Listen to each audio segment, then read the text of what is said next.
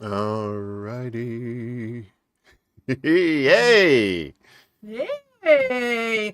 Uncle Warren, guess what? I applied to rent an apartment yesterday, and they wanted my credit score, a letter of recommendation from my kindergarten teacher, and my vaccination record.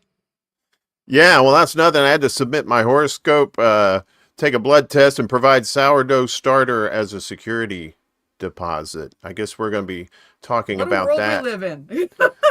We'll be talking about that today on The Undercurrent.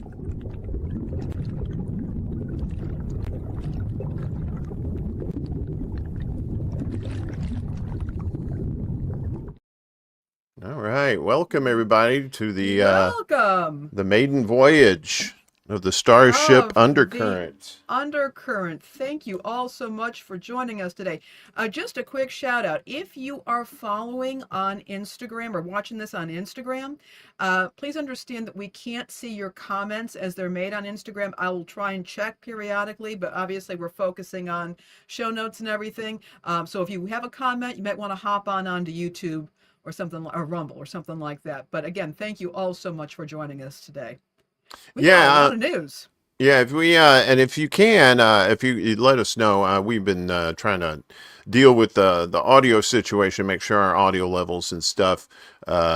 We're trying not to make you go deaf with the opens and closes, the videos that we have in here. That was my fault. The other day we had that, and it was like way too loud. So, but it's all good.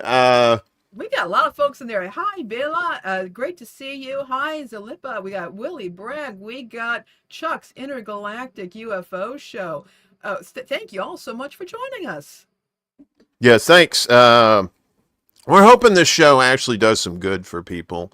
You know, we Yeah. don't want to sit up there and just listen to ourselves talk. I know I don't.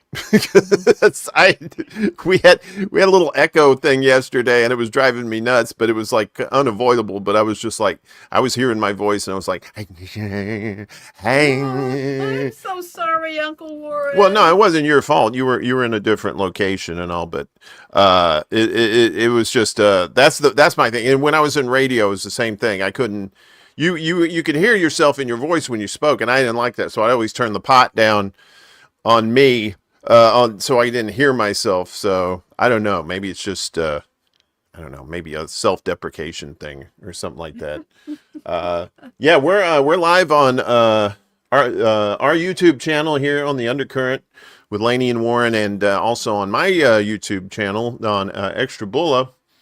So you know, if you can, if you could subscribe to the Undercurrent, it's the Undercurrent, the number 4 and YOU. I think the link is in our link tree down below too, so you can always access that. And we're gonna be adding a lot more to Yes. that link tree as we grow. So, Also, you'll see also in the show description, or there should be at least on YouTube, and you can also, I think, find it on the link tree. We have a Substack, and that's going to be our newsletter, but also our source of show notes. So if you want to click on that, you can actually find our show notes. You can actually find the our sources that we use, so you can check up on us, let us know that. Hey, Uncle Warren, Bella has got some good tips for you right over there, just so you know. Um, you're 6 dB louder than Laney. so yeah, you That's just what. means that just means you need to crank up your volume a little bit. Oh boy. Okay. Well, let's try and crank this up a little bit, and I do appreciate it. Let's go in. Try and get this a little louder. I don't know, maybe just bring it a little closer to your mouth, maybe, or maybe bring your mouth closer to it. That may How's it? help. How is this sounding? How is this sounding? I guess it sounds pretty good. Let me see. Let me try one more thing before all hell breaks loose. Let's see if I can just do this. Go ahead and say something again. Testing, testing, 1, 2, 3. Testing, testing, 1, 2, 3. Hmm. Okay, good enough for government work, I guess. I think Wait a we're minute. I thought okay. there was a shutdown. Yeah, there is. Hey, that's a good segue. Uh, so we have here the uh, This is the government shutdown. This is part of, wait a minute. I got a thing for this. This is part of the Riptide. Ooh, oh, the Riptide. Yes, these are our headlines for the day, for October 1st. Hey, it's the first day of October, too. So, this is good stuff. We got the U.S. government shutdown began midnight as partisan division rules Washington.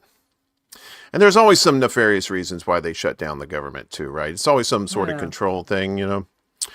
So the U.S. government shut down much of its operations today as deep partisan divisions prevented Congress and the White House from reaching a funding deal, setting off what could be a long and grueling standoff that could lead to the loss of thousands of federal jobs. I think that's probably been the key all along. That's what Trump's been trying to do, is get rid of federal employees. There was no clear path out of the impasse, while agencies warned that the 15th government shutdown since 1981 would halt the release of a closely watched September employment report. Oh, how about that? That was gonna delay the release or halt the release. Yeah, and those numbers are not going to be looking good. That's spoiler alert. They're not going to be looking good. Slow air travel. Suspend scientific research without pay from withhold pay from U.S. troops, and lead to the furlough of 750,000 federal workers at a daily cost of $400 million. President Trump, whose campaign to radically reshape the federal government is already on track to push out some 300,000 workers by the end of the year, warned congressional Democrats that a shutdown could clear the path for more job cuts. Vice President J.D. Vance issued an unusual warning about air safety, noting that air traffic controllers and Transportation Security Administration, that's TSA personnel, essential staff who work through shutdowns, would be worried about delayed paychecks. Yeah, the last thing you want to do with a stressed out air traffic controller is tell them they ain't getting paid, right? Have a safe flight. Yeah, that's exactly, yeah. Yeah. So, yeah, that's probably somebody you should probably pay. If you're going to make them work. I guess, what was it the last time there was a shutdown that the air traffic controllers started calling in sick.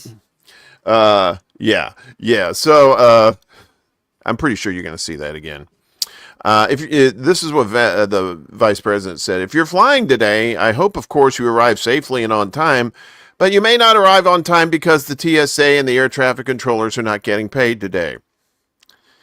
And Lainey, with all the plane crashes that we've been having basically since Trump got back in office, I don't know if I want to fly anyway, especially I ain't going to fly now. Yeah, I ain't doing that. That's not going to be, top priority. I don't know if he wants trying to tank the airline industry or what, but there we go. And what about that war on terror? That's, if you're, not paying the TSA. Yeah, and that Epstein list too. What about that? Senate Democrats on Tuesday blocked a stopgap measure to fund the government through November 21st over Republicans' refusal to attach an extension of health benefits for millions of Americans that are due to expire at the end of the year. Republicans say the issue must be addressed separately. Both sides were posturing to blame the other and looking for advantage in the 2026 midterm elections that will determine control of Congress. Yeah, that's the thing. It's this kind of shenanigans and stuff. Voters are like, what are you guys doing? Senate Republican leader John Thune scheduled another series of votes today, hoping to pressure Democrats to break ranks. As the shutdown was set to delay the release of some government economic reports, adding unease to Wall Street investors at a time of economic uncertainty, to say the least. I thought Wall Street was doing really well, though, Lainey, weren't they? Weren't they saying that it's just really... Because, they equate it with the economy that you and I deal with, right? So if the stock market's doing good, we're doing good, right? Isn't that how that works? No? Yeah, I guess if we have stocks... Yeah, a lot of us don't. So yeah, I think that's always been a big misnomer. How people say, "Oh, well, Wall Street's doing great, so the economy must be doing good." No, that's Just because your Yeah, local casino's doing fine doesn't mean the rest of the county's doing very well. So, but just as saying. Bila says here in the chat, peppers are still growing, horses are still grazing. So That's right. but but you have what's going on Wall Street, and then what you have what's going down, in fields and on farms, and you have in cities and towns and sidewalks, and that's a kind of a different world. Yeah, so Wall Street opened lower. Gold struck a record high because of all the crazy prepper people who are like, gold, gold. And I tell you, gold's not going to do you any good once the apocalypse hits, right? What's going to be gold? Food, clean water, breathable air, maybe. But gold, I don't think you can eat gold. You could probably eat it. It's probably not very nutritious, though. You definitely can't drink it.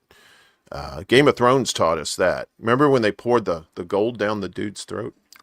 Never saw it. Never saw that show. Oh yeah, well you didn't want to see that part. That was pretty fucking That'd be brutal. icky, yeah. It was pretty brutal. And Asian stocks wavered as investors worried about delays in the release of key data and the impact of job losses. The dollar hovered near a 1 week low versus major peers.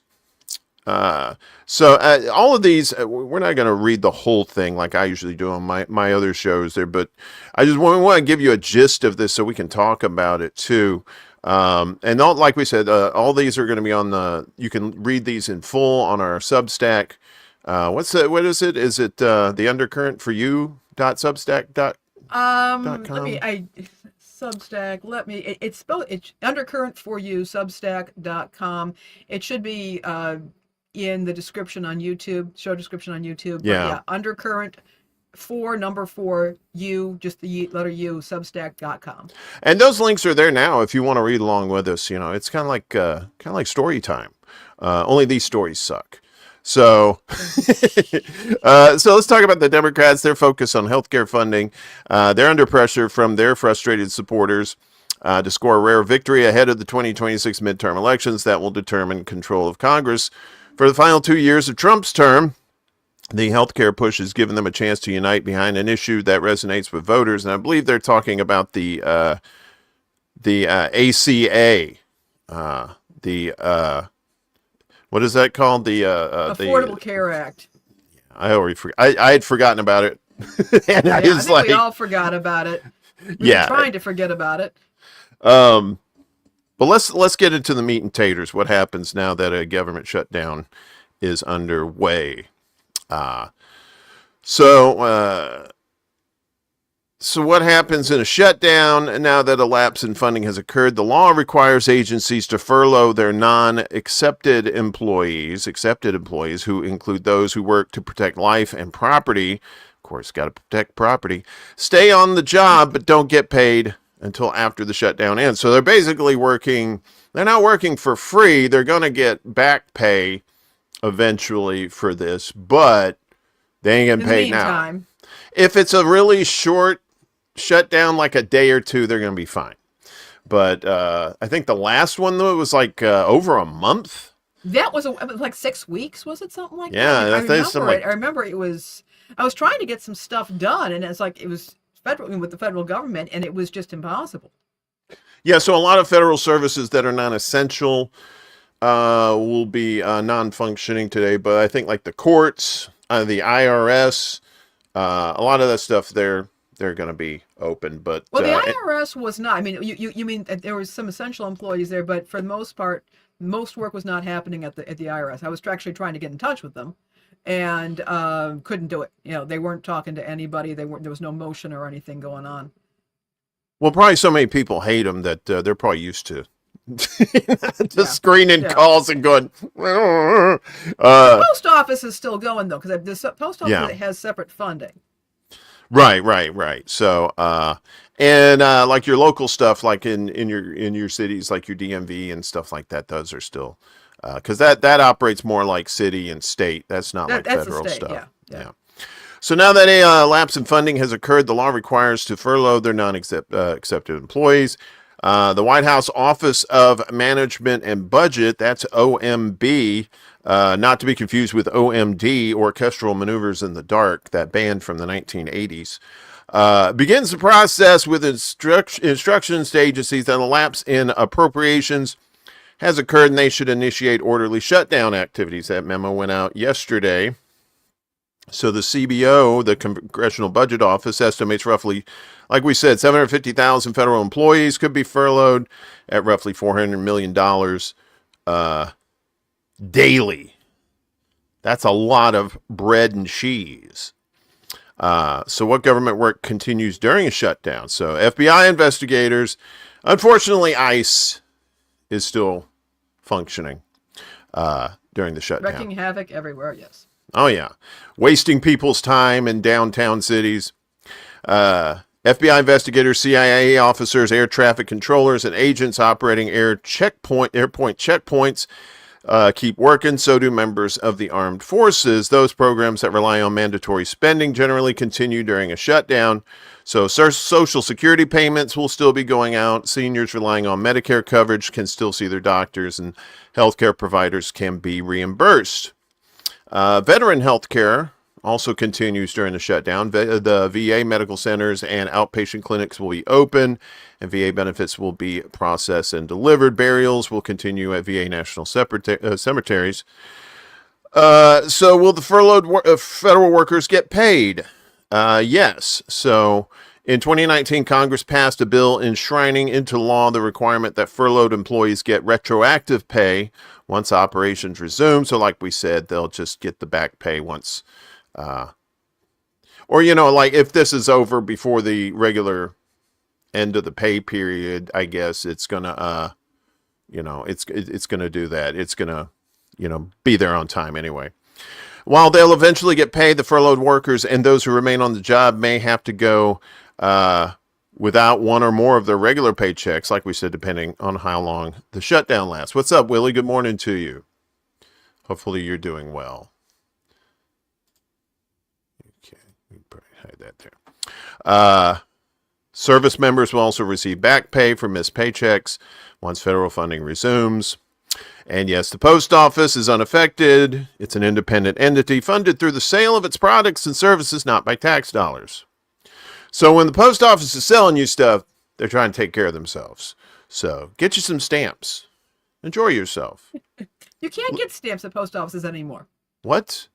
Yeah, it was a thing. I was, seriously, you guys want to talk about, I was in Chicago when I was living there, and I had to get a money order. I go into the post office, and they say, no, we don't do money orders here anymore. And Chuck, listen to me on this before you start arguing. Seriously, I go in there and they said, we don't do money orders here. You can go to this one and this one to get a money order. I've never heard of this in my life. As I'm leaving, a guy goes into the post office and he's asked to buy some stamps, and they say, we're not selling stamps here anymore either. And told him to go somewhere else to get stamps. Maybe it's that particular location. Well, maybe. It was, but the other people were having the same problem in Chicago. And by the way, even down here, for example, I went to the post office to mail something, and it turns out the post office is no longer offering overnight delivery. There you have to go to UPS or FedEx for overnight. They'll say we'll do an express delivery, but they won't do it overnight. Just a little bit of backstory there for everybody.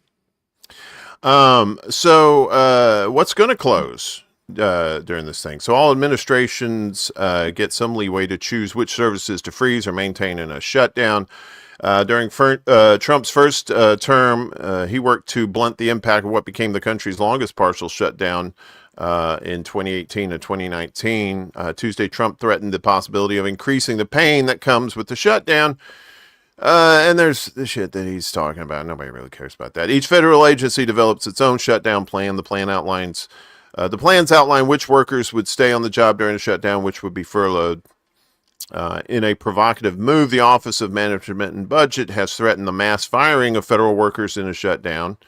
An OMB memo said those programs didn't get funding through Trump's mega bill this summer would bear the brunt of a shutdown. Agencies should consider issuing reduction in force notices for those programs whose funding expires that don't have alternative funding sources and are not consistent with the president's priorities, the memo said. Yeah, so I believe it's kind of like the same thing as last time. Some of the same, because people were asking about like the parks, the national parks and stuff like that. I believe the open air ones, they said, the ones like the roads and stuff like that, they'll still do trash pickup. There was like some other minimal services that they were doing. But the parks are supposed to still be open. I So remember last time though there were all kinds of problems though with some trash pickup in some places. And there's yeah, also a problem with like the Joshua trees. I remember there was something with the Joshua trees that they were not being, people were leaving trash around or whatnot. And oh, by the way, hey Animus and Peace Dove, great to see y'all. But yeah, there was other problems with the parks that were happening, and it was pretty sad. So Health and Human Services, that's RFK Jr.'s domain, will furlough about 41% of its staff out of nearly 80,000 employees, according to a contingency plan on its website. So furlough means they're not fired; they're just like taken out of the job, but are still on the payroll. Is that kind of how that works? A furlough? Yeah, but I think furlough, they are still considered employees, but they're not going to work and they're not being paid. That's my understanding of what a furlough is. But the expectation is that you're coming back. It's not Right. like you've been laid off. The Right. expectation is that you are coming back. It's like a layoff without the layoff. It's like the layoff slash comeback, where a layoff is just to get the hell out of here. Good to see you too, CBC voter. Um, so they're going to furlough about 41% of their staff. The CDC is going to continue to monitor disease outbreaks while activities that will stop include research into health risks and ways to prevent illness. I thought that probably stopped a long time ago, but anyway. Meanwhile, research and patient care at the National Institutes of Health would be upended. Patients currently enrolled in studies at the research-only hospital, nicknamed the House of Hope, will continue to receive care. Additional sick patients hoping for access to experimental therapies can't enroll except in special circumstances, and no new studies will begin. Okay, so at the FDA, when we significantly, okay. So their ability to protect and promote public health and safety would be significantly impacted, with many activities delayed or paused. For example, the agency would not accept new drug applications. What? No crazy drug with deadly side effects? That's too bad. Or medical device submissions that require payment of a user fee. So here's where we were talking about the parks there. So the Park Service, National Park Service, plans to furlough about 2/3 of its employees while keeping parks largely open to visitors during the shutdown. That's according to their contingency plan released yesterday.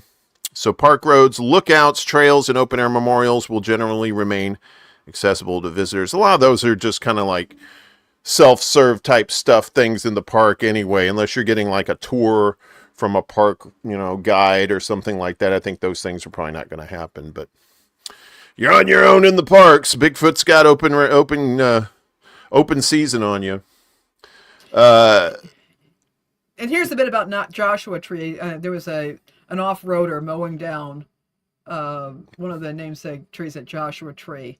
There was vandalism and all kinds of that kind of stuff. So the plan also allows parks to enter into agreements with states, tribes, or local governments willing to make donations to keep national park sites open. I guess it really depends on where the park is and the surrounding areas that are able to help them financially, I guess. So the Park Service has more than 400 sites, including large national parks such as Yellowstone and Grand Canyon, national battlefields, and historic sites. What if Yellowstone erupts during the shutdown? I mean, does it really matter when it erupts? Wanting to say I'd pay to see that? No, I really don't want that to happen. But that's like that movie 2012 with Woody Harrelson's just standing there, yes, and he's right there at Yellowstone Park. So sites could close if damage is being done to the park resources or garbage is building up, kind of like that happened last time. Many national parks, including Yellowstone and Yosemite, stayed open during the last one. Limited staffing led to vandalism and gates being pried open and other problems. and off-road mowing down of the namesake trees. Why? Why would you mow down a Joshua tree? That is just the People stupidest. do all kinds of stupid things. Why would people shut down a federal government? Because they're stupid. Well, there you go. Yeah, I guess we answered our own question there. Smithsonian Institute, the museums, research centers, and the National Zoo will remain open through at least, well, I guess through at least next Monday. Do they? I don't know. They don't rely. They rely on federal funding, don't they? I think so. So Philip Swagel, is that his name? Director of the Congressional Budget Office said a short shutdown doesn't have a huge impact on the economy, especially since federal workers by law are paid retroactively. But if a shutdown continues, then that can give rise to uncertainties about what is the role of government in our society and what's the financial impact on all the programs that the government funds. I wouldn't mind if it's going to be like a long shutdown. I wouldn't mind seeing something like change. Maybe get rid of some of that bureaucracy that's in there. The unneeded stuff. I'm not talking about like stuff that helps people. More of that, please. But less BS, please, as well.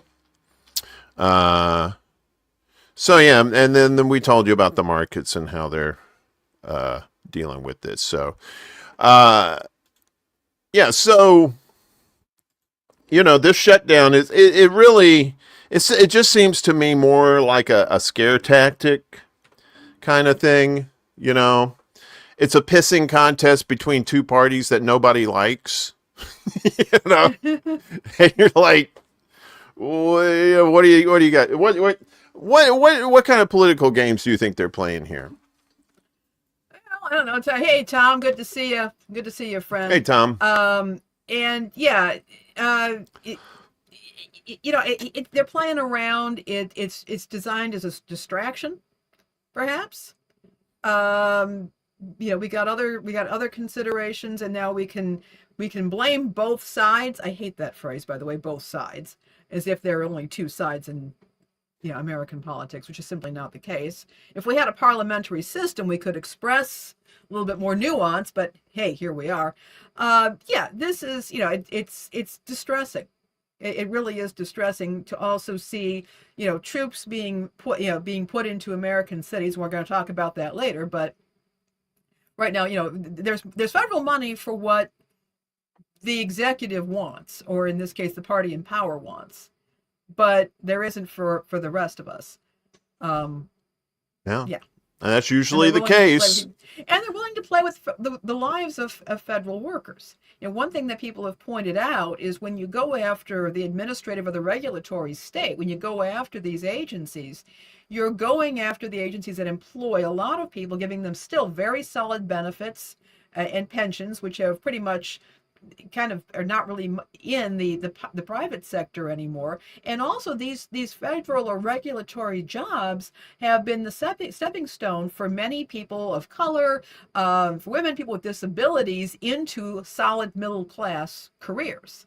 So there's a lot more, I think, going on than just not liking all the regulations and the agencies. It's the employment that it offers. And this puts them in a real bind because, as some folks have pointed out, try telling, if you can't pay the credit card company, if you can't pay your landlord, they're not obligated to worry about their individuals being put on furlough or not receiving pay.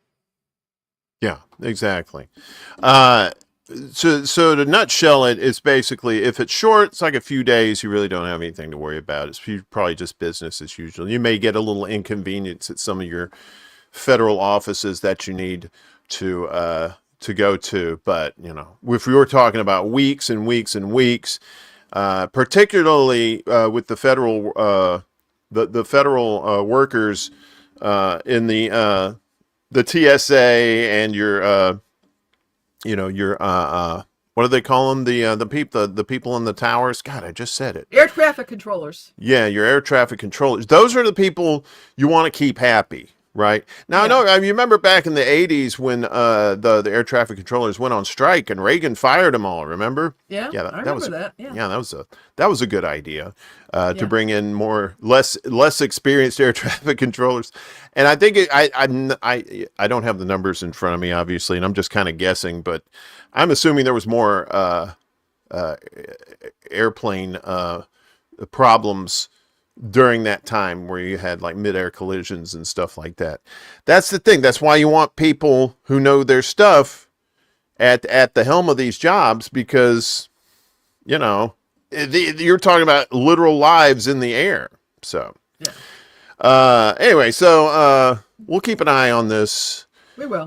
and see how this progresses. If it's doing this next week, I'm sure we'll be talking about it again too. So. But we got more news We for do. We got a you. lot more news, and we've got some great stories, so we should be moving on. Yeah, we're halfway into this, so we need to put a little hitch in our giddy up. We do. So, news desert sprout as Wyoming loses 8 newspapers in 5 counties in a day. And we're going to be talking about this further into the show about what's going on to keep AM radio in vehicles. But it's part of a whole thing that's happening in the U.S. with a loss of media outlets, local media outlets all over the country. We think of our everything of us being a media saturated culture, but a lot of that is internet, it's digital, and what we're not necessarily seeing is local media outlets, newspapers, radio, local television stations that are providing local news and information. I've been reporting on this for years, and I'm going to continue to report on it because I think Okay. it's absolutely critical. And this Yeah. is an example. We have in Wyoming. We've got an area. We've got a bunch of towns that have lost their local newspapers, and there's a real devastation when that happens. So, last night, the latest edition of the Pinedale Roundup had been put to bed, an endearing term used by generations of print journalists when the next day's newspaper is edited, laid out, and ready for the printers. Pinedale Roundup managing editor Callie O'Hare put the paper to bed before heading home herself, expecting to send the files on Wednesday morning to be printed in Jackson, where press workers and truck drivers would create and ship the final product. However, for the first time in Roundup's 121-year history, there wouldn't be a newspaper edition for its loyal readers. No city council updates or court and arrest reports, no photos of kids with their prize-winning 4-H projects. If you don't know what 4-H is, that's like some agricultural stuff. It's pretty cool. My sister was in 4-H, so we knew about cows. You like cows? You a big cow fan? I like cows. I like cheese. Well, that's where it comes from. Some of it. That's the source. Some of it. Some of it. I ain't. Well, if it's coming from somewhere else, I ain't eating that cheese. I'm gonna tell you that right now. That's probably some cheese that. Down. I like some good manchego. Manchego comes from sheep. I'm gonna totally take your word for that. So no sports scores, no obituaries, marriages, and divorces. Nothing. O'Hare was among the 30 employees across 8 newspapers in 5 counties who lost their jobs early Wednesday after Illinois-based News Media Corporation suddenly closed without warning. The company, which called itself the Voice of Small Town America on its website, also operated small papers in Arizona, Illinois, South Dakota, and Nebraska. According to WyoFile, the company's Wyoming newsrooms had undergone rounds of painful cuts and consolidations in recent years. However, while circulations were down compared to peak times, readership was more recently trending solidly upward. Even so, the company said in its memo sent to staffers on Wednesday that it had reached a point where continuing business is no longer feasible.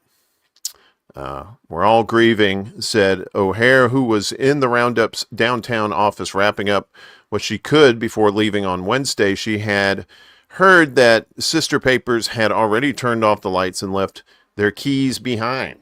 That's pretty sad. All of my colleagues that I've spoken to are heartbroken, she said. They're devastated for not only their jobs, because we all love journalism so much, but also what this means to each of our communities who rely on our local newspaper for the information that they need to stay informed. The Roundup's office was located right off Main Street in a heavy traffic area where regular morning walkers would drop by to guess this week's mystery photo or leave a news tip or simply stop to chat with their local reporters. It's still like the traditional feel of a newsroom, she said. We had a lot of folks come in and visit just because maybe they were lonely or didn't have anyone else to talk to, so it felt like this was an outlet for the community. And there's a lot more here. Yeah. For the sake of time, I guess maybe we could kind of talk about this. I mean, so this basically just folded in the middle of the night, kind of like a Colts thing, like Yeah. somebody sneaking out of a lease for their studio kind of thing. It's one of those things. Yeah, it is, and it's really distressing to see this. As I pointed out in there, a lot of communities, a lot of rural communities, still do not have good internet Right. connectivity. A lot of people don't use the internet, don't know how to use it well. A lot of people don't necessarily have the devices to use it, and local media outlets such as a newspaper, such as radio or television, can provide critical information. When they're talking about obituaries, there's things like obituaries, divorces, marriages, house sales, that sort of thing, which are critical to people staying connected in these communities. But other things like a town meeting. I remember reporting a few years back on this particular issue, where there were towns where the residents were having tension because they were putting town meetings up on the village's or the town's website, but many people couldn't access the website, or they didn't know how to access the website. And then they were hearing about town meetings where decisions were being made, residents were being asked to speak up, and they weren't at the meeting, they didn't know anything about it. They were accusing local leaders of malfeasance, and it was breaking down trust. And we have a low trust society already in the US, and this is what happens when small town media outlets when this happens to small town media outlets. And I'm from Chicago, you're in Chicago, Uncle Warren, we know you were in New York before that. We have these urban blinders on about media outlets and internet access and getting the news, but there are a whole lot of places around the country where they don't have those choices. And even in areas where we do have multiple media outlets, they're not necessarily going to focus on hyper-local news that really directly impact people's day-to-day lives.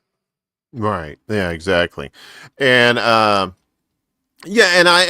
grew up in a small town with the local paper there too, and a lot of people relied on it. Sure, there was a bigger paper on the Gulf Coast that people would read on their Sunday mornings, but the big paper on the coast didn't have a lot of the local stuff that you're only going to get in these local papers like that. And people, like I said, 121 years that thing has been around. Yeah. That's a lot of time to be serving one community like that, and for all of it to just go, just like that. It's Yeah. some, a lot of younger people maybe are used to like quick change like that, but some older people are just like, who are used to, they get into a routine of reading their news from certain places, and all of a sudden it's gone. It's like, well, where do I go now? And I the guess other you thing to come keep to us. Well, what I was also going to mention also is that a lot of times, back in the day of old school journalism, young people would train at these smaller papers. Mm-hmm. They would be Yeah. writing up obituaries, or they'd be riding around with police scanners and showing up at things that were happening. And that's how these kids learned their craft. And Mm-hmm. without these smaller papers, or in these smaller outlets, what kind of opportunities are we going to have to train the next generation of journalists? The other thing also, I just about print media, and I say this because up until recently, I was the editor of a print magazine. We had a digital component, but I wasn't the editor over there. And what I got to see is with digital, it's 24/7 news cycle. They were throwing stuff out as quickly as possible. When you're doing print, you have the luxury of a little bit of time. And you Mm-hmm. can say, okay, this is the story, this is what's coming in. And this is the news as it is emerging, and you can check the facts, you can do interviews, and it's a different type of media. And when you see newspapers being lost, you're losing that the richness that print media can offer communities, which is the reliability, being able to check the sources, to slow things down a little bit. There's a bit of a pause, and that's good for journalism. So let's move on. We've got a lot to cover Yeah. today. So this next one here, we're talking about. I know people were talking about how what's his name, Hegseth, the Secretary of War. I'm not calling it that. He's the Secretary of Defense. It's just like the Gulf of America. I'm not calling it the Gulf of America. This is some dumb stuff. Anyway, he gathered a meeting of all the generals. At least 1 star and up, I think, from around the world here in the United States. And let me get over here. I really need hotkeys. I'm going to get some hotkeys. I promise. Be like, hotkeys? What are you talking about? Don't worry about it. It's an insider thing. So Trump tells generals to use cities as military training grounds. Wait a minute. Yeah, so this is at the Trump decided, all these generals, let me get in on this.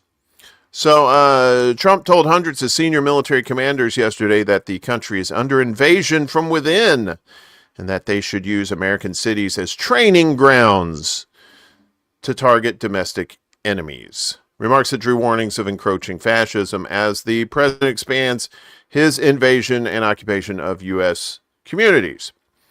So he was speaking to nearly 800 U.S. generals and admirals stationed around the world who were summoned to Quantico, Virginia they put defense secretary. They didn't put the secretary of war. That's fun. Good for you. Good for you, Common Dreams.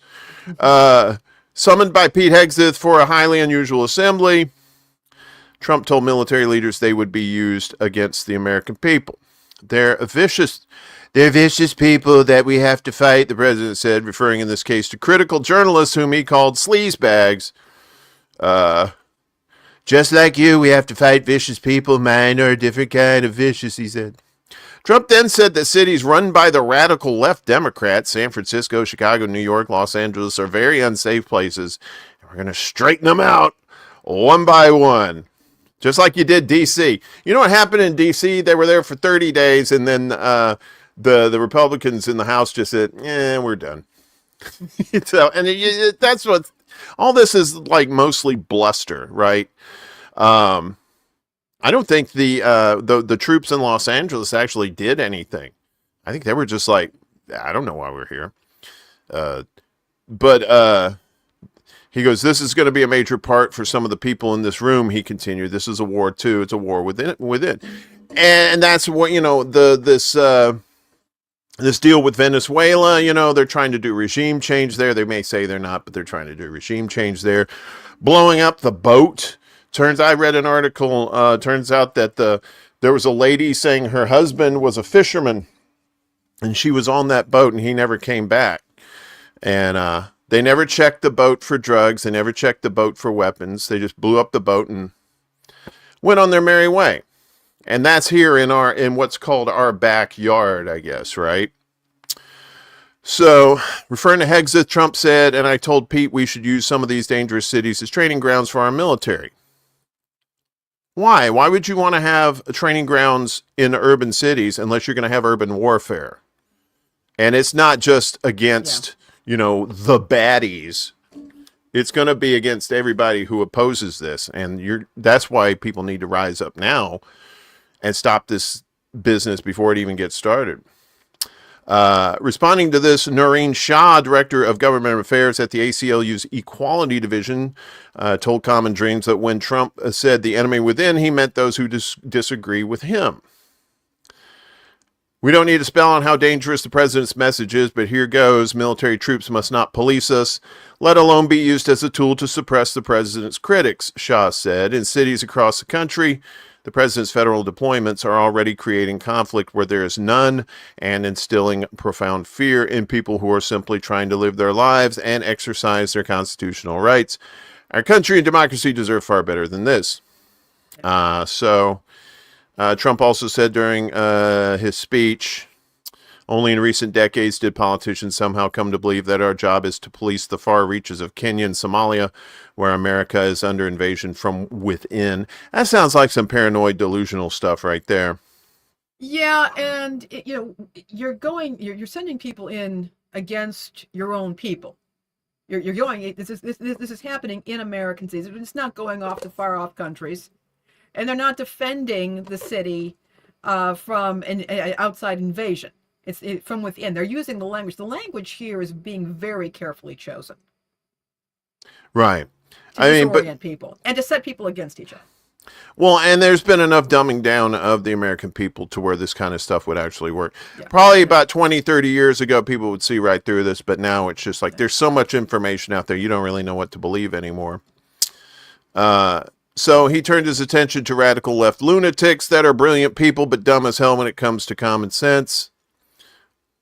Well, broken clock there.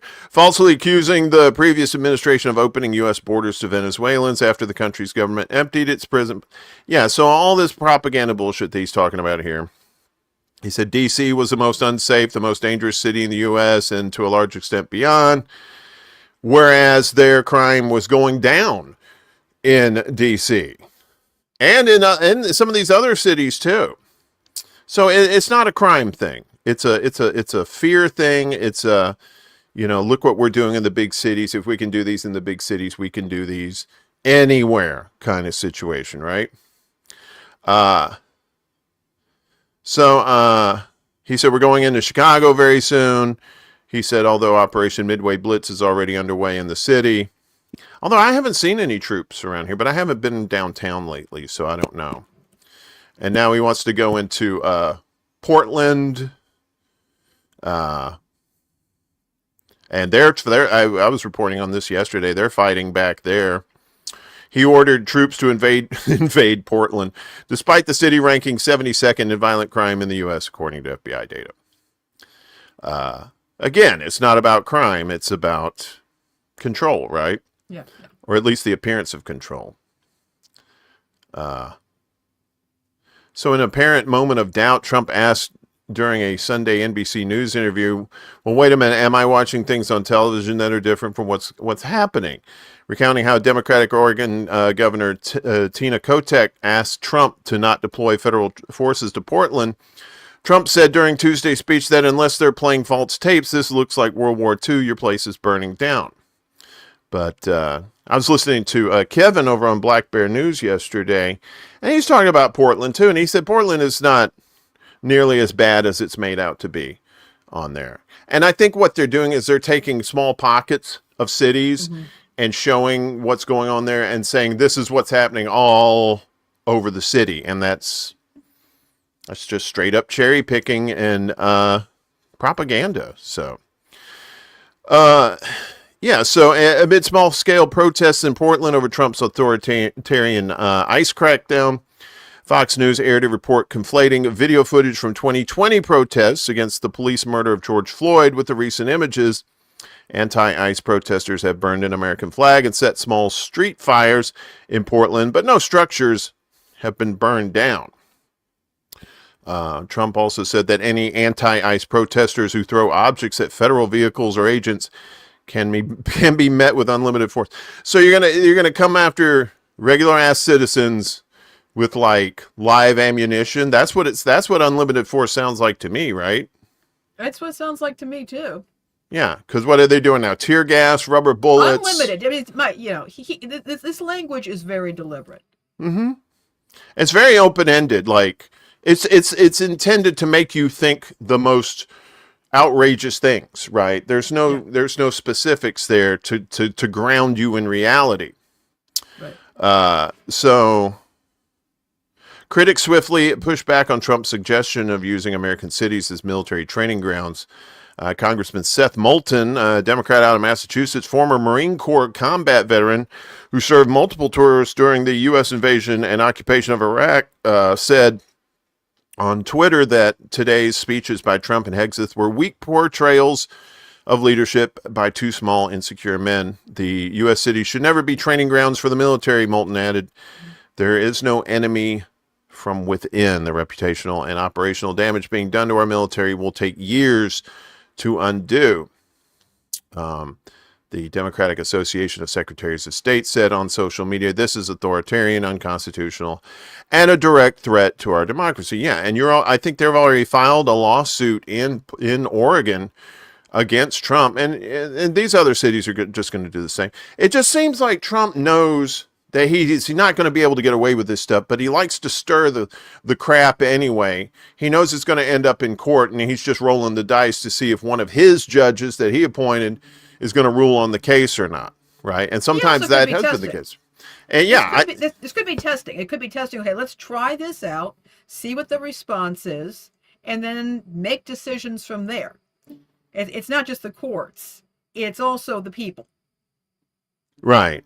Well, it's training ground for the military. It's training ground for everybody who's making observations about human behavior when put under these kind of stressors. I'm going to go ahead and skip ahead because we're like running way behind.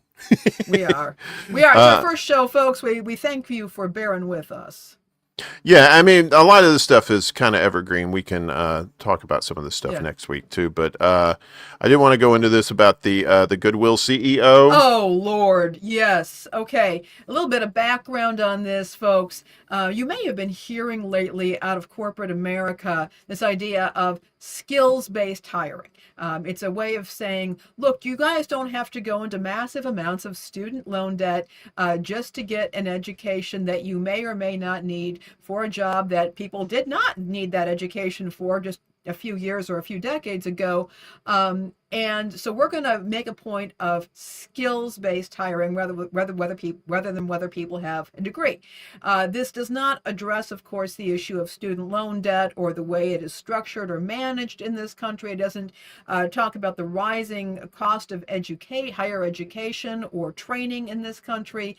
It just is a nice platitude coming out of corporate America. And here we have the head of Goodwill is coming out and saying, yeah, we have this policy, but our hiring managers are not necessarily respecting that. Right. So, so more bad news for job seekers, especially non-grad Gen Zers.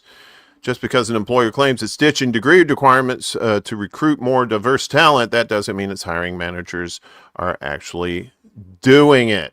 Yeah. Very smoke and mirrors there. When major employers like Google, Microsoft, IBM, and Apple all eliminated their long-held degree requirements for jobs, other firms rushed to follow their example, but that promise may be limited to their job ads, right? False advertisement for jobs? Wow, you never hear that. You know how they say, like, there's like, oh, these job openings, and then you apply for these jobs, and then you get this. They have AI that goes over your resumes, right? I don't even think they have. A lot of places now don't even have human eyes that look at your resume anymore. So the AI goes through, looks for, I guess, keywords or certain types of things, and you may not be able to talk to somebody to at least explain in more detail what your experience is. You may never get to that point because the AI will say, nah, you go in the rejection file. So Goodwill CEO Steve Preston told Fortune that while most CEOs have good intentions, they can't control every interview or job offer. And so the promise of skills first hiring may not be reaching the millions of jobless Gen Zers who need it. So right now, employers are consistently saying they want to hire for skills, not necessarily degrees, Preston said, but the proof is in the pudding. Not everybody does it. He added, what I hear from a lot of people is, yeah, the top says we need to do this, but when it gets to the hiring professionals, it doesn't always trickle down. The charity has over 650 job centers and saw over 2 million people use its employment services last year. And Preston said that he's preparing for an influx of jobless Gen Zers thanks to automation. Of course, that's another thing, too. You're going to see a huge, you're probably already seeing it now, a huge bottleneck in people trying to get jobs that are being eliminated for humans and are being replaced by AI. You remember the old learn to code? Well, learn to code, yeah. Yeah. And now the AI does that. So now you got to learn something else. So all those people were like, dag nabbit, I've been doing this thing for 4 to 5 years. Now I got to learn how to code. All right. And so they learn how to code and like, dag nabbit, I got my job taken away again. What the hell? Right? And you want the people like, yeah, AI is coding itself, Nina. Yeah, definitely. Uh-huh. There you go. Yeah. So, and that's Gen Zers, and you still have old farts like me who are out there looking for jobs, and I have skill sets and a degree, and it's still, they want to underpay you because they want to hire younger people so they can burn them out and use them up and then toss them away and then get another young person in there. And they ain't got to pay nobody, right? And now with automation, it's making it even worse. While the opportunities for young people without degrees are certainly growing, Preston says they're ultimately still more likely to face unemployment than Gen Zers with a degree. Yeah, I mean, art appreciation degrees probably aren't going to get you a job unless you're in an art field, maybe. But that's kind of a niche thing, and I'm not crapping on art majors. You go to college, do whatever you want, but if you're trying to get a job afterwards, you probably need to think about that. So, what I'm seeing is of the overall employment, people without college degrees have no jobs. The 65-year-old CEO, who formerly served as the 14th United States Secretary of Housing and Urban Development, revealed research has shown that the issue is even more acute for young men. It's much harder to find a job, Preston says. It's really hitting college students right now in the marketplace. It's really hitting young adults without college degrees. Well, that's the thing, too. You see a lot of kids now who are opting out of college, maybe going to trade schools or just getting on the job training at whatever they're doing. And some of these people are making like pretty good bank without a college degree. But, some of these things like, if you want to be a doctor or an engineer or a lawyer, you need college. You can't just, I guess you could go online to Phoenix University. Well, here's the thing. I would say that Tom Hall mentioned earlier in this that if you're trying to denigrate education, you have an uneducated population, which is its own set of problems. The other thing is I'm all about going into the trades, but a lot of those trades require people to be physically healthy. Mm-hmm. And if a person physically has a disability, at this point, or is ill, or doesn't have a lot of strength, that can be its own set of problems for people. And so having at the least like an associate's degree where you've got the general education requirements, written English, math, basic knowledge of science, math, history, that sort of thing can be incredibly useful if you have to switch careers or pursue higher education. So that's its own set of issues. And I highly recommend, like, if you're about to become a high school graduate, to look into junior colleges, right? Yep. Get your associate's degree first, because the first 2 years of college is you're getting your core curriculum out of the way anyway, right? Your basic stuff that you need, and then once you get in your third and fourth year, that's when you start getting more into subjects dealing with your major.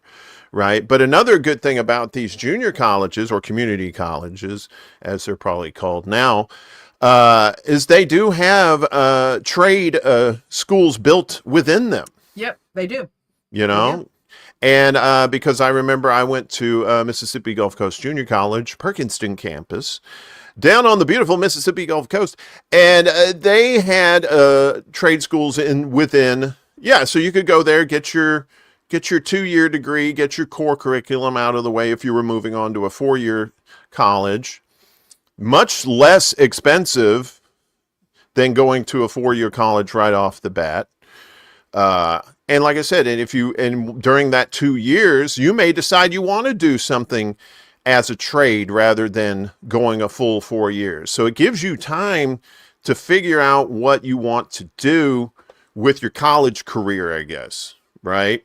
So I highly recommend, like, community colleges, that kind of thing. At least look into them and see, what they provide for you. So, and And yeah, so we're basically at the end of that. So, Cool. but yeah, that's the thing with jobs these days. You really don't know what the requirements are these days, right?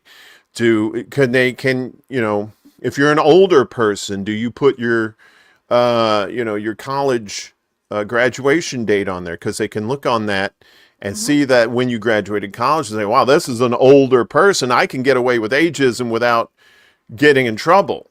Right. So I don't even, Yeah. I put my college degree on there, but I do not put the Put the date date. I graduated because I'm old. I'm really And the other old. thing I would just point out is that most jobs in the end are through social networks and professional networks. And that's why they when we talk about fake job postings, they'll post something for the job. They already know who they want for it, but the posting is up there so that they have proof that they actually tried to hire, so they don't face a discrimination lawsuit. Right. Yeah, definitely. Um, yeah. So I think since we have a few more things we need to get to, We maybe we do. can We just do. go We have to ahead. move on. Yeah, let's go ahead and move on to wait a minute if I can do this right. I practiced this the other day, and so I think we need to move on to the catch of the day. What do you We think? really do, and we will talk about the other things later on. Yeah, a lot of those things. It's stuff that we can. It's like I said, it's kind of We will come back to evergreen. it. Yep. Yeah, we'll probably come back to a lot of that stuff No, next we're week. not. Yeah, we're not ending the show at all. We're just moving into the main stories here. Oh But yeah, thank you, we're thank in you. the No, we're cooking. we're in the meat of it, as they say. So we're not.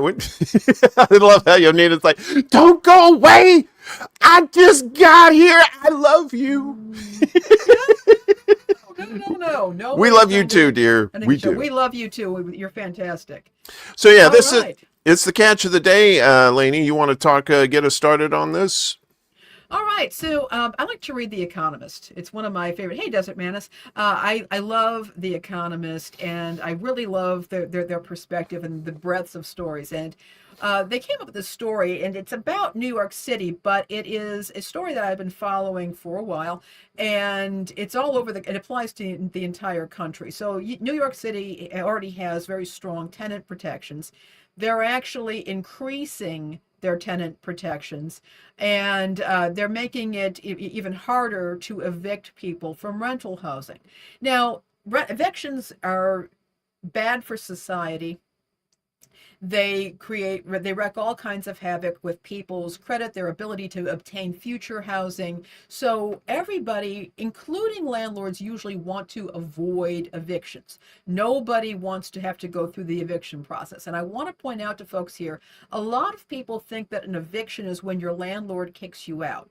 Actually, it's when a court judge tells you you have to leave. People don't realize that a landlord can ask you to leave, send you a notice saying that they're planning to file an eviction, but you're not required to leave until a judge tells you you have to, and a sheriff's deputy or a special constable comes to your door to escort you out.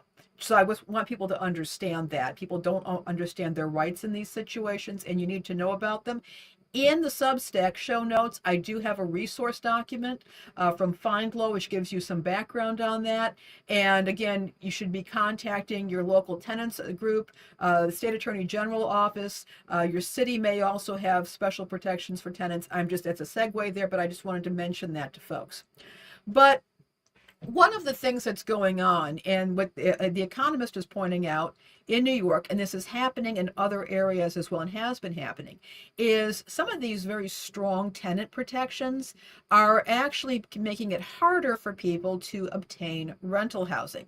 There's an article in there in San Francisco, in the Bay Area, there's a whole bunch of housing that's empty, sitting empty, because of their strong tenant protections. People who own these units don't want to bother having a tenant in. And what we're talking about here are not huge apartment complexes.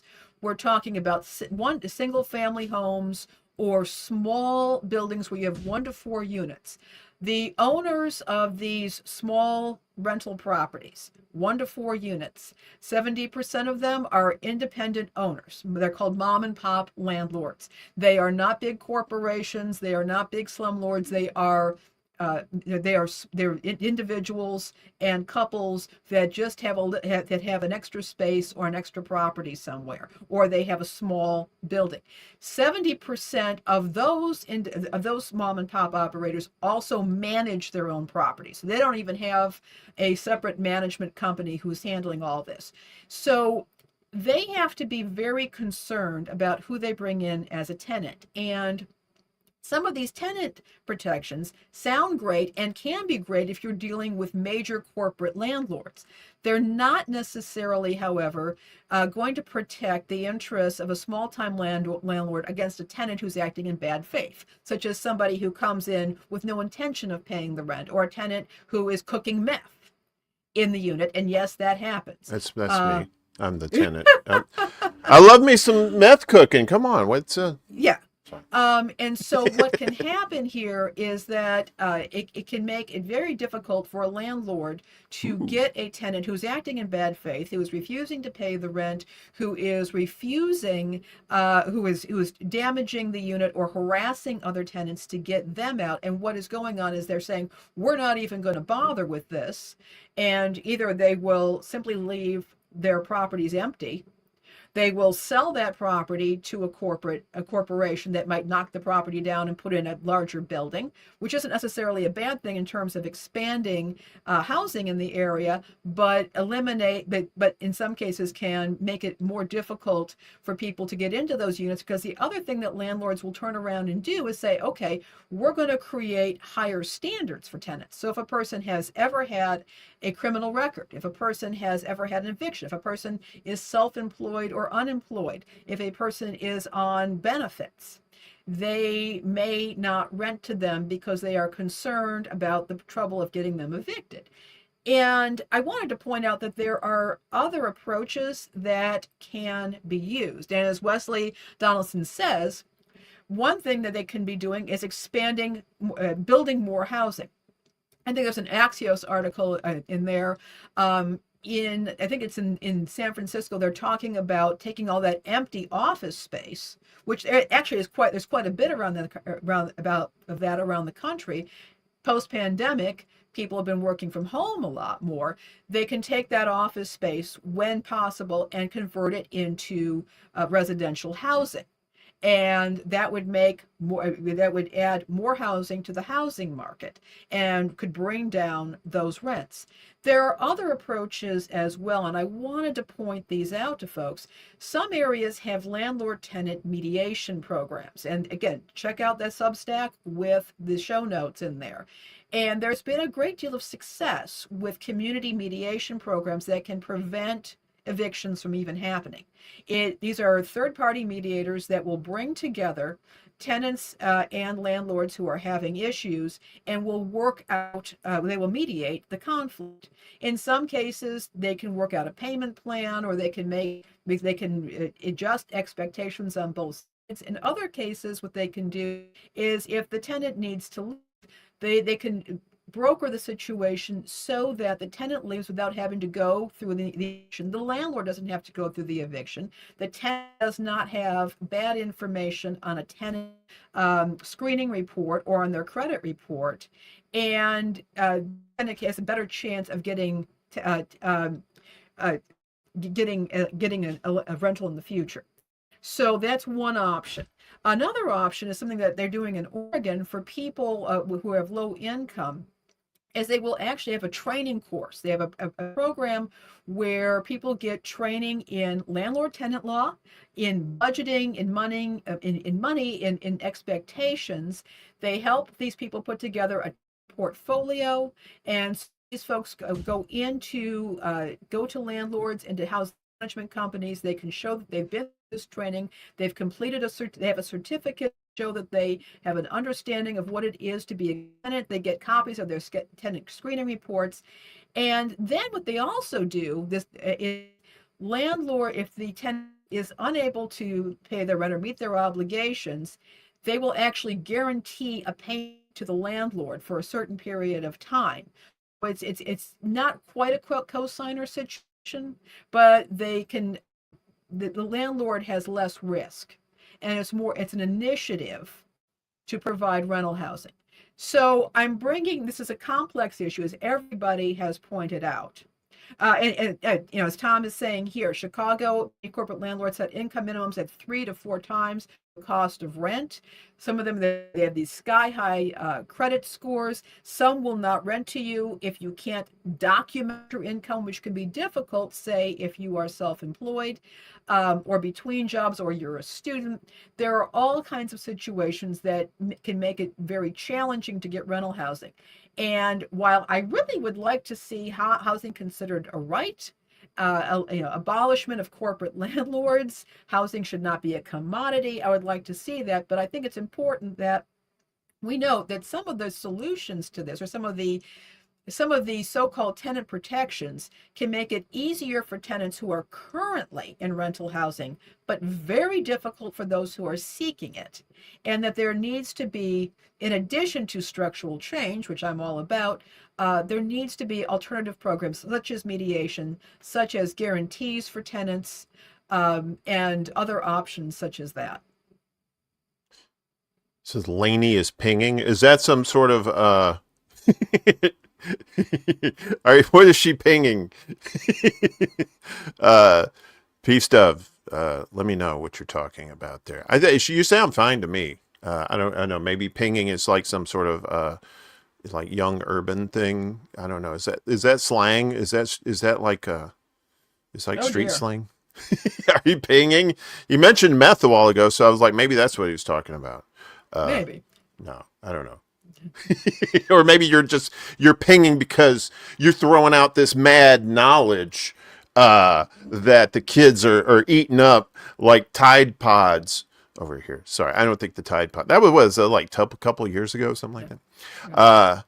Yeah. So, was there a particular page that you wanted me to pull up right now from one of these? No, I think we're good on this. The information for reference is all in the Substack. Please do check that out and subscribe. That will also we'll be sending that out, so you'll have on Wednesday morning, so you'll have a reminder about tuning into the show. But all of these show notes, all these resources are going to be in there for you, just so you know.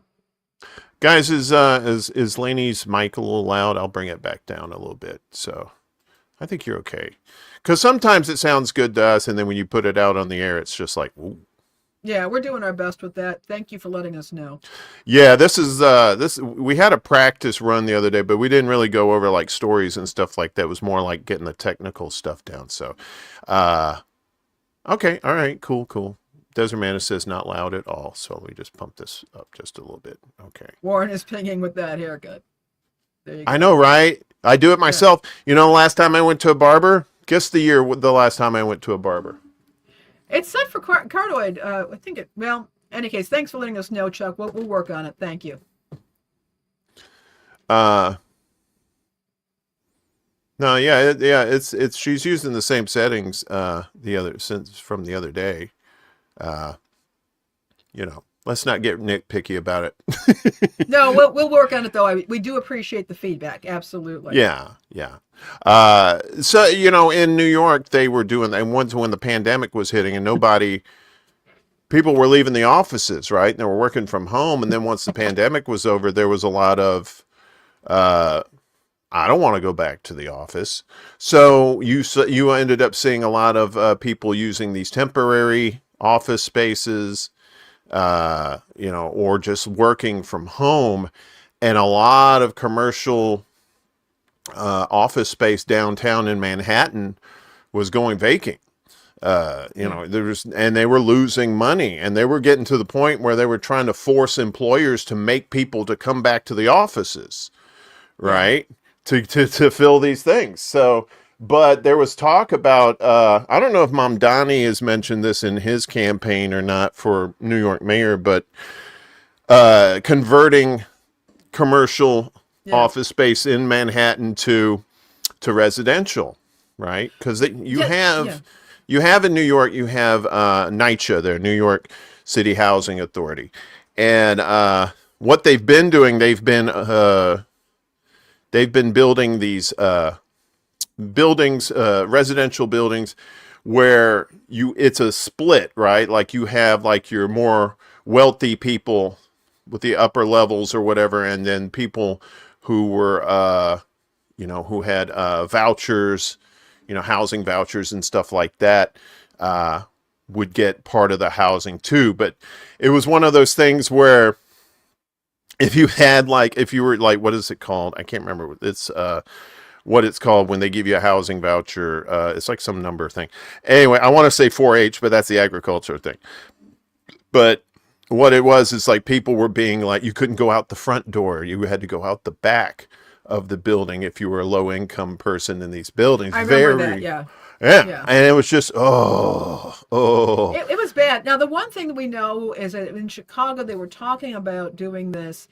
Some people pointed out that some of the Chicago high-rise buildings, office space, were not really going to be easily converted to residential housing.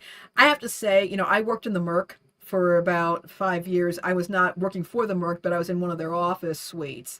And that was going to be, I think it was going to be tough to do, but I think that it definitely could be explored. It could absolutely be explored as an option. And I mean, downtown living can be great for folks, and it would be great for the great for the restaurants, for the entertainment and hospitality industries as well, if they can do it. But again, I do believe in more housing. I think that's an absolute option, and it can help bring those costs down. And I believe that there also, however, do need to be incentives for landlords to rent, because we need to have a situation where people can get access to housing and not have to couch surf or eventually become homeless. And that is not what we want. It should not be happening. And of course, I'd love to see real housing co-ops and I guess a lot more communitarian approach to housing in the future. But we do need to go on to our next story. Yeah, it's actually, we're getting to the recurring tide, talking about stories that have been covered before. Obviously not on this show since it's our first one, but since we're both radio vets, this was kind of a story kind of close to both of our hearts, about AM radio, right? Hang on a second. Why are you doing that? Thank you, Desert Man, just for showing up. We appreciate it. Yeah, thanks, Mandis. Appreciate you, bud. All right. So here's a story. Now, first of all, I have full disclosure. This is from Radio Inc. magazine. Until fairly recently, I was the editor of the print edition of this publication. It's a fantastic publication, but this is a story that I've been following for years, since before I took work with them, and they continue to follow it. What happened was a couple of years back, there were an issue with some automobile manufacturers that were taking AM radio out of their vehicle dashboards. Then Ford announced that it was going to take AM radio out of vehicle dashboards. Now, first of all, this violates FCC regulations, which requires automobile manufacturers to have radios, AM radio, and without interference in their dashboards. There was a concern with electric vehicles that the electricity was interfering with AM signals. There is a way of working around that, but automobile manufacturers were snapping about it. But when Ford made the announcement, pressure within the U.S., people just went nuts. And the radio industry in particular came together. We started to see legislators come together, and Ford backed off that plan. The other thing that happened was that Ted Cruz and Ed Markey, the senators from very different sides of the aisle, came together to push forth the AM Radio for Every Vehicle Act. And it was doing fairly well, but the term expired before it was able to advance. It has been reintroduced, and it has been moving forward. Now, with the government shutdown, that is presenting some possible issues here. But I want to explain why you've got people on both sides of the aisle supporting this. AM radio, first of all, we're talking about local media outlets. And I want to remind folks, there are a lot of rural areas that don't have a lot of local outlets, AM radio travels far. Its signal is very consistent. And even though it's a little scratchy, so you don't have a lot of music, it's perfectly fine for news and talk. There are whole areas of this country that are very dependent on AM radio, particularly since it has the signal is more powerful than FM. And oh, by the way, when it comes to your radio receiver, tuning into AM, I have been told, is less battery power, which is important in emergencies. AM radio provides vital news and information. It is also the source of many what they call agricultural radio stations that serve rural farming communities. And these provide crop reports, weather reports, news and information, also information. Hey, Jerry, good to see you. Thank you so much.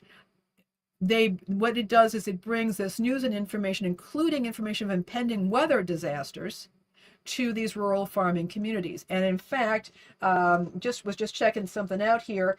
Cats Radio Group reported a few years ago that 81% of agricultural workers report listening to the radios while working. Many of them are using radios in tractors or in trucks as they're going around.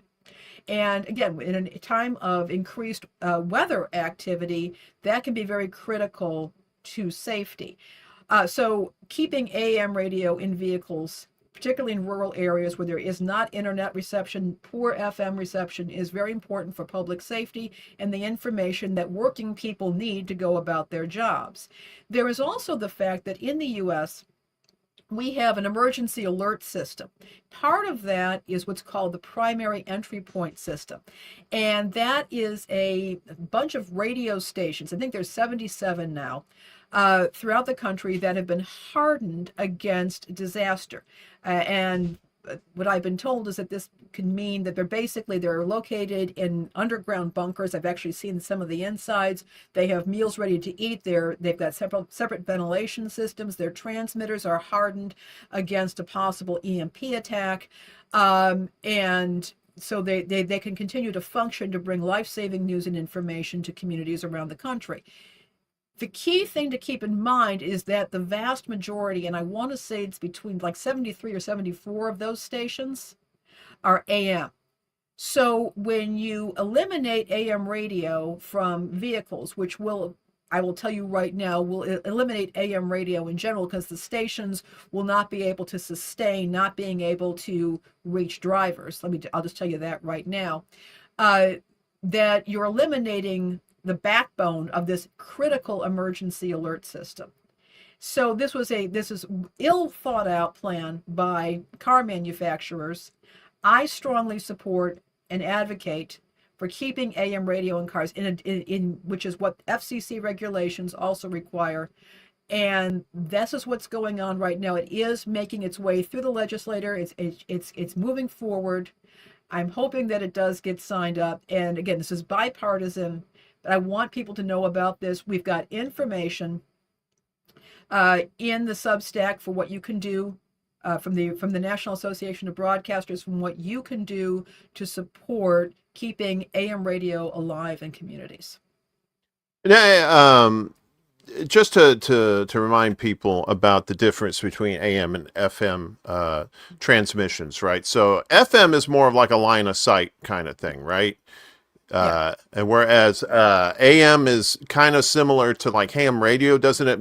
The signal bounce off the atmosphere and go and travel that way. So it's not a curve, but it seems like it covers more of the planet, or at least more of the region than FM would. And like you said, in times of emergency, right? A lot of these FM towers are not going to be sufficient enough for a larger scale, especially the people out in the boonies who may only be able to get AM radio out there too. And again, if you have a critical emergency, the hardened stations are set to work on AM. And so that the primary entry point. So that right there would be a massive undertaking if that had to change. And people will say, well, can't we get information from our phones? Well, you can, as long as you have a power source and the cell towers remain. Yeah. And that's just not the way it is. But more importantly, well, not more importantly, but of equal importance, again, is that the AM radio stations around the country are the source of local news, local information, those weather reports, information about school ball games, that sort of thing that are very critical to communities. And when those towers get decommissioned, they're not going back up. And so at this point, and I believe very strongly that we need to be fighting for local independent media. And keep in mind that most radio stations are independent. They're not owned by major corporations. It may seem like that, but that is not actually the case in the US. And we're fighting to keep radio in communities for the same reason that I encourage people to fight to keep local newspapers in communities. It's not just about tornadoes. It's about access to a free, independent media. Yeah, exactly. That's probably why ham radios are going to be critical too, especially if you do have situations where there's like nukes or EMPs or something like that. Yeah, they're like, well, ham radios are electric too. Well, you can power them off generators and stuff like that to get them to work. Yeah. And you know, like the thing that you said about the phone, it's like people are so dependent on their phone, they don't realize that a phone is just going to be worthless during a storm, especially if the cell tower is messed up, right? Well, yeah, this happened recently in North Carolina when they had that horrific hurricane, and we actually Radio Inc. interviewed somebody there. She was in her house without power, without any kind of service, and she didn't know what was going on. And her neighbor came by a couple days later and said, "Hey, they've got stuff going on here. There's relief efforts. I'm getting all the information off the radio." Well, what do you mean the radio? Oh, I have a clock radio in my attic. So she went and grabbed the clock radio and turned it on, and she was able to get news and information that could offer her and her family some help. You've also got a situation here where people are using their automobile radios, and that's again why some people don't have radios in their home. They don't have access to radios, but they can turn on their car radios. Well, if it's been eliminated from vehicles, there goes that other lifeline. The other thing to keep in mind is that radio is free. If you have a receiver and you can buy a radio at a junk sale or a garage sale for a few bucks, you can buy them off Amazon or anywhere else for $10. You can get a new radio. You've got it, and it's got AM frequency on it and AM FM. You've got a whole lot of news information and entertainment that you don't have to pay for and that can't be tracked. You could technically track somebody, but it would be very difficult to do that with a regular radio. So it's anonymous listening. You have those advantages as well. But in any case, I encourage folks to check out what's going on with the AM for Every Vehicle Act. All right, folks, now for something completely different. It's stupidity on display. It is a clownfish school. It is. You know it. I know it. And you say, what's this clownfish school business? Well, this is some dumb stuff right here. Inspecting rumor claiming pregnant women overdosed on Tylenol during trying to prove Trump wrong. So a little backstory on this situation here. Apparently that RFK Jr. had made an announcement as the chair of the Secretary of Health and Human Services had mentioned that Tylenol leads to autism, right? Acetaminophen leads to autism. And because this came out of the Trump administration, you had some, we will say, liberal people who decided, well, let's own Trump by poisoning our own bodies. So we can go into this. In September last month, I love it. But in September 2025, like it was 1,000 years ago, it was yesterday. In September, a creator on TikTok posted a video claiming that a pregnant woman was dying because she overdosed on Tylenol, attempting to prove U.S. President Donald Trump wrong for claiming that Tylenol was linked to an increased risk of autism in children. The original TikTok page of the creator who posted the video, Nicole Sirotek, has since disappeared from the platform. However, the video was still available on the creator's other social media accounts, including Instagram. The alleged story also spread to other pages. such as Facebook, Twitter, and news outlets such as the Gateway Pundit. So this is how the video begins. I don't think we have the link to the video for some reason. That's all right. So it's about, it's going to be 6 a.m. finally. And for those of you who don't follow me on Twitter, I recommend that you do. I got a very frantic call at 4 o'clock in the morning from a husband whose wife is now dying on liver failure of liver failure on a ventilator in an ICU because she was trying to prove that Tylenol doesn't cause autism because of what Trump said on the news. Mind you, that's a Harvard study.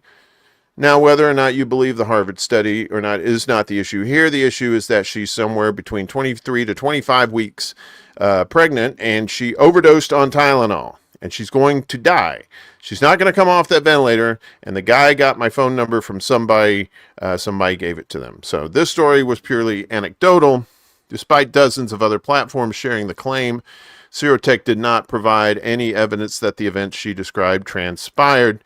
We reached out, I guess this is Yahoo News. We reached out to both the original TikTok account before it disappeared and Serotech's backup TikTok account, seeking evidence that the call took place and the context regarding why a man would call her with this information, but did not immediately receive a response.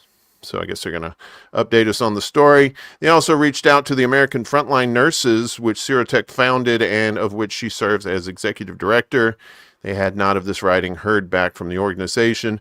No credible news outlets reporting on the claim. The only original source of the claim came from Serotech's own storytelling story, making it unfounded and anecdotal.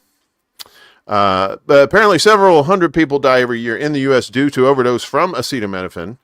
Because it's people use a lot of Tylenol and they don't think it's like, yeah, if you take too much Tylenol, you could die. So that was according to the Harvard Health Publishing. However, Serotech has a history of making up or spreading health misinformation. So yeah, let's talk about this business for a second about people doing this dumb stuff to own Trump. Right. Yeah, we all know. Okay, so first of all, acetaminophen has been the pain reliever of choice recommended by physicians. Okay. By the way, and there's somebody's running around on X showing something from Tylenol from 2017 when they said we don't actually recommend our products for pregnant women, which is true. Their Tylenol is not in the business of recommending anything to anybody. In terms of treating a condition. For a very, very long time, physicians and midwives have been telling pregnant women that, if you are ill, if you have a fever, if you have a headache or a sore throat, you can, take a Tylenol. But that is really the only over-the-counter that's ever been recommended, for a very long time to pregnant women.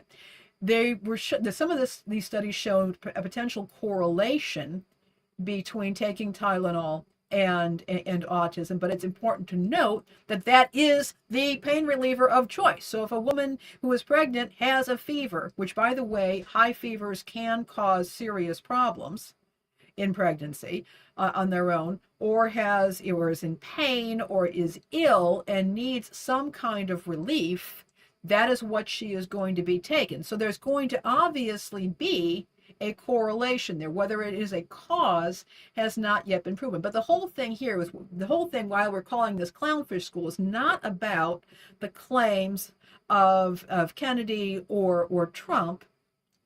What we're talking about is that there is this social media meme essentially going around saying that women are publicly taking overdoses of Tylenol and then ending up in the hospital just to own Trump. And that does not appear to be the case. The person who's making this claim, again, if you look at her American Frontline Nurses, she talks about MAHA right on the website. It's right there on her website.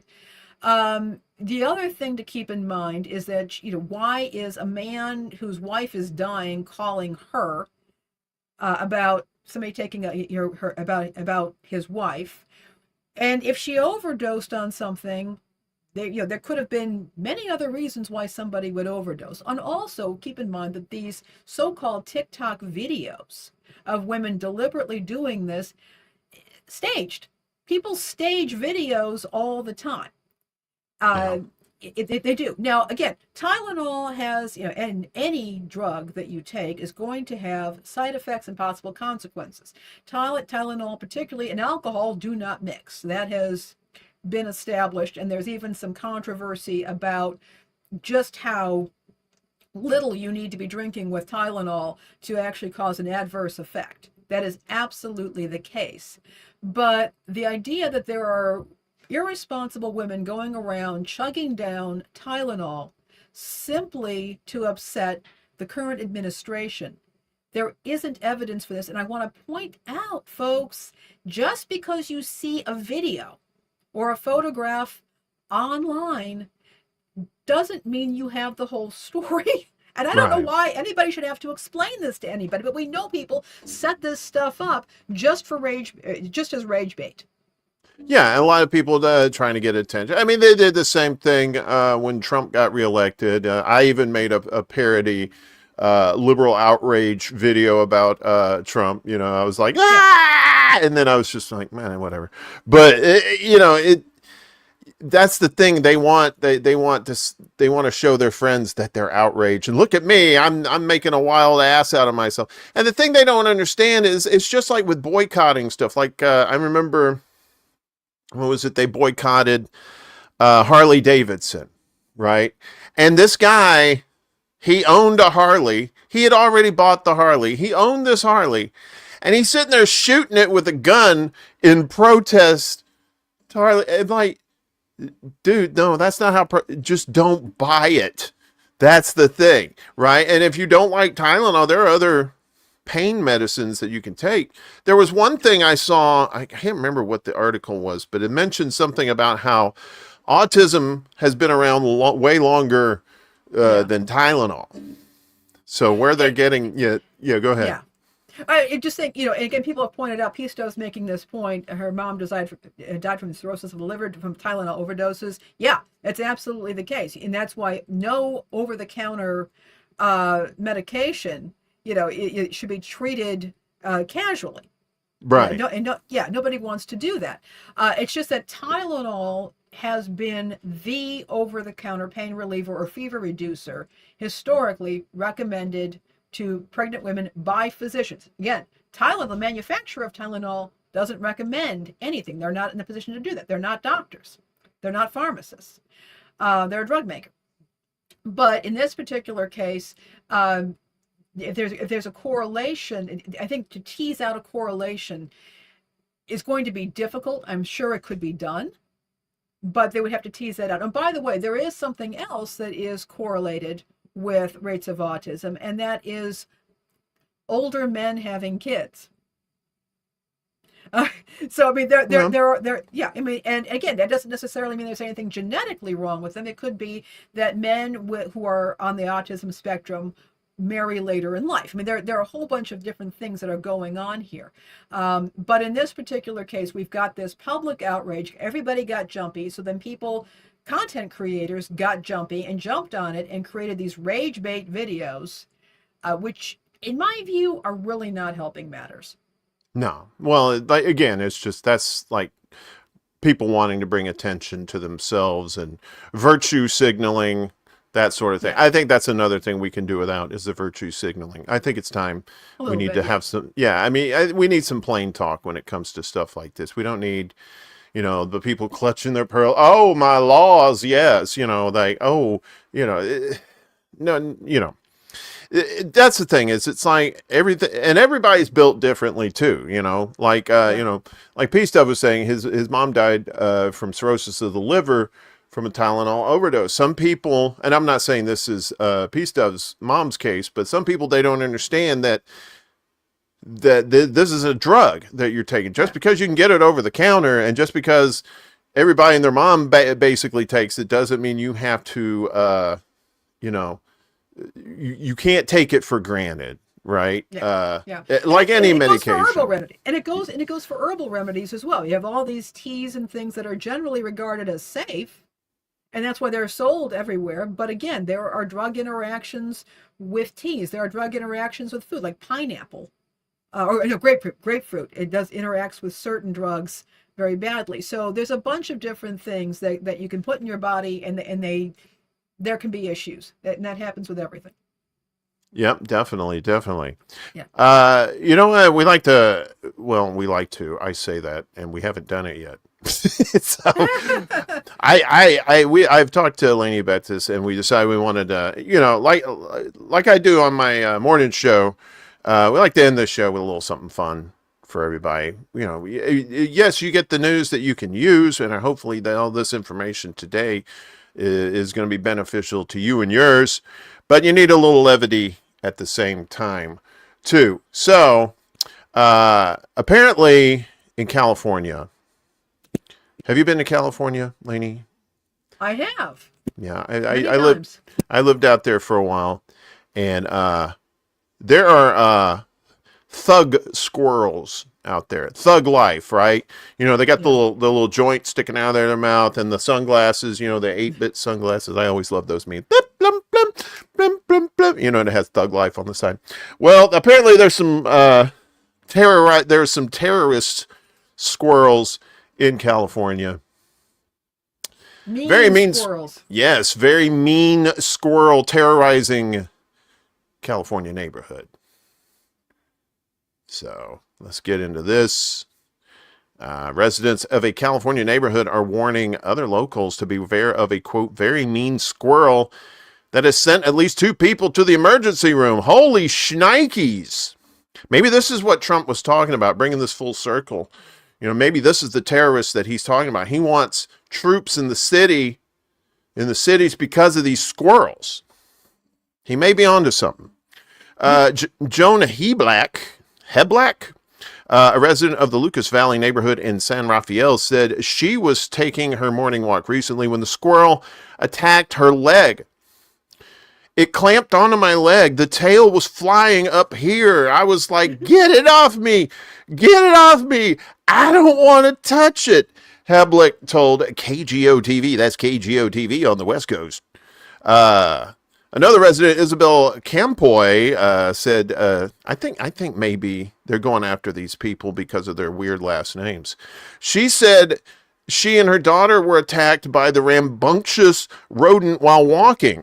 Campoy ended up going to the ER with a wound to her arm. These squirrels are like, they said, you're going to F around. Now it's time to find out. So Marie Ayub said her husband, Joe, also had a confrontation with the squirrel when he tried to get the animal to stop biting his wooden fence. It took a big chunk of the wood, and we thought, oh my gosh, he's hungry or something. Joe, my husband, took off his cap and hit it so it can go away, and the squirrel turned around and jumped on his head. She said, I'm your hat now, buddy. How you like me now? Flyers were put up in the neighborhood warning residents to keep an eye out for the attacked squirrel. This is not a joke, the flyers said. More than 5 people have been attacked by a very mean squirrel over the past few days on Diablo Circle and Mount Lassen. Maybe it was Rocky, and he got in a fight with Bullwinkle, and he said, screw this, I'm going to go around and take my frustration out on humans. A representative of the local wildlife hospital said squirrels do not carry rabies. The animals do sometimes turn aggressive when fed by humans, however.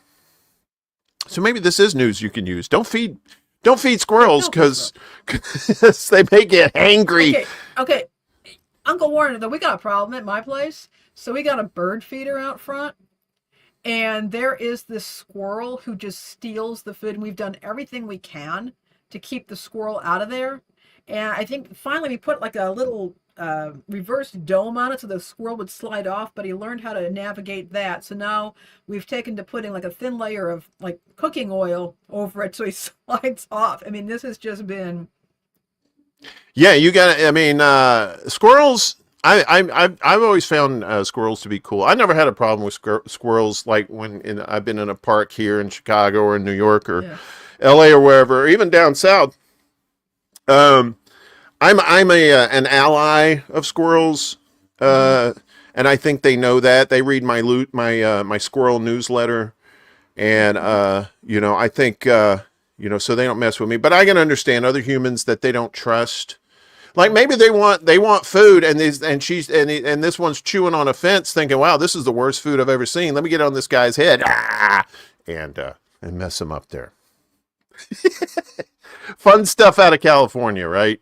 You'd think this would be out of Florida, though, right? Because Florida has all the crazy stuff, so you'd think they'd have crazy squirrels there too. So, well, I think that for that they have they have the alligators and the crocodiles and the big snakes, and squirrels are probably very low on their totem pole.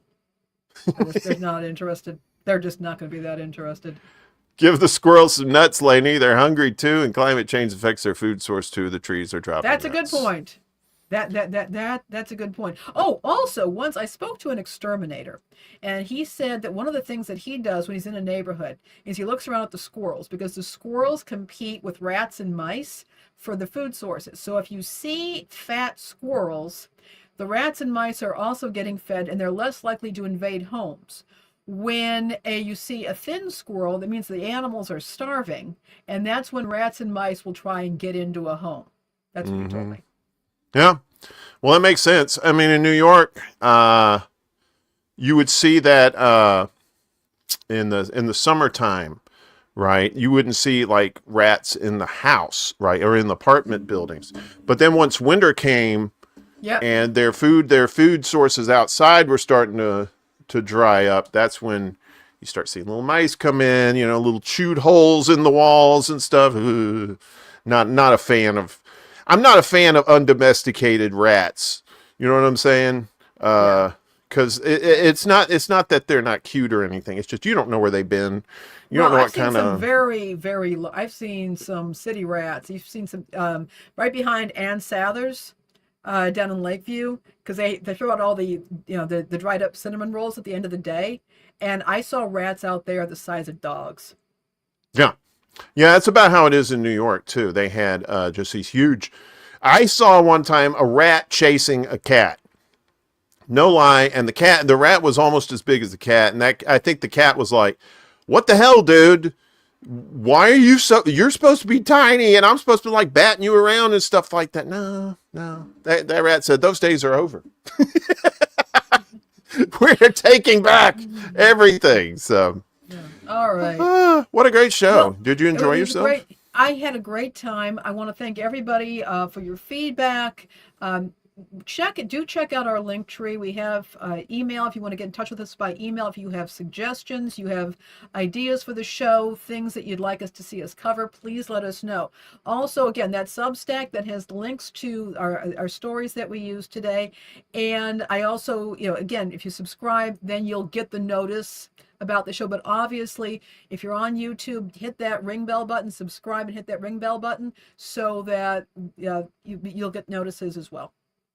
Yeah, and as we said, we're going to be adding to the link tree too as we go along with more, as we get involved in more things with the show. It's good to see you back on. Yeah, it's good to be back, and thank you so much, Tom. And I miss all of you. I've missed working with you guys, and thank you, Ms. Tria, much appreciated. It's great. So I'm looking forward to serving you. I really am, and getting to know you all, to serving the community, doing what I love, and that is bringing news to people. And Uncle Warren, I want to thank you, my friend, for all that you've done for me. Several of you know, I had a death in my immediate family. My younger brother died suddenly, and that's been, that's been tough. And the support from this community that I've received has been so wonderful, and I thank you all for your help. And we will be back next Wednesday at 10 a.m. Central Time. That's right. And with more news. I think the show went well today. It's going to evolve. It's going to change up, and as we get more comfortable with it, probably have more different kinds of segments and stuff like that to you. Kind of give you a variety of stuff while we're giving you that news you can lose. Any final thoughts there? thank you for those who are sending condolences. I appreciate that. And we do hope to have interviews and guest co-hosts eventually as we get more into this. And thank you, Peace Dove. Thank you all very much. But again, feedback is very welcome regardless of what it is, whether it's positive or negative. We do need that feedback and we want it. So thank you all. And I want to remind everybody, you know, we're looking at a challenging week potentially here with the federal shutdown, with what's going on. We will be monitoring it. I'm not beyond popping in periodically to even before next week to talk about what's happening. We also have the Substack for staying in touch. Uncle Warren, thank you. Thank you, and thank you, everybody. I mean, this is your show too. You know, we're doing this show for you, but we want you to be a part of this show too, right? Yeah, and as new people come in, you know, we can help bring them information they may not know. We usually have, like in my shows, we usually have some really smart people, and it seems like we got a lot of very smart people here in our chats as well, and we appreciate all the comments and everything, all the niceties and everything that you said. Appreciate the support. Like Lainey said, we'll be back next week, same time, same channels, and myself, I will be on the air Friday morning for Morning Extra at 11 a.m. Eastern, 8 a.m. Pacific time on this channel. I have to be good on this channel and say things correctly. Otherwise I get beaten, but I pay extra for that. See you later, guys. Bye.